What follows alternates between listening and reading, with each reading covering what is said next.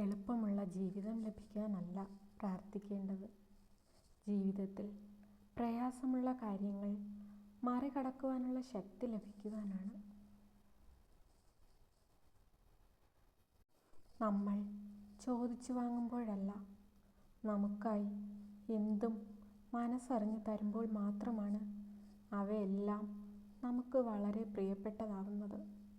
അത് സ്നേഹമായാലും പരിഗണനയായാലും.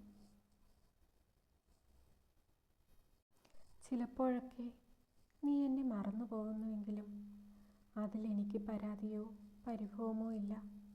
അപ്പോഴെല്ലാം നിനക്കാരൊക്കെയോ എന്തൊക്കെയോ എന്നേക്കാൾ പ്രിയമുള്ളതായി മാറുന്നു എന്ന സങ്കടം മാത്രമേ എൻ്റെ നെഞ്ചിലുള്ളൂ.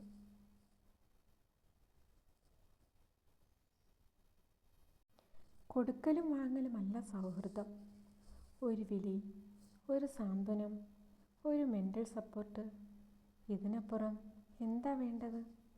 പലപ്പോഴും പലരും തിരിച്ചറിയാതെ പോകുന്നതും അതുതന്നെയാണ്. ബന്ധങ്ങൾ ഹൃദയം കൊണ്ടാണ് ഉണ്ടാകേണ്ടത്.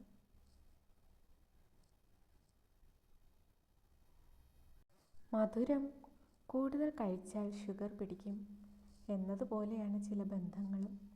അമിതമായാൽ അവരുടെ ചെറിയ അവഗണന പോലും സഹിക്കാൻ പറ്റിയെന്ന് വരില്ല.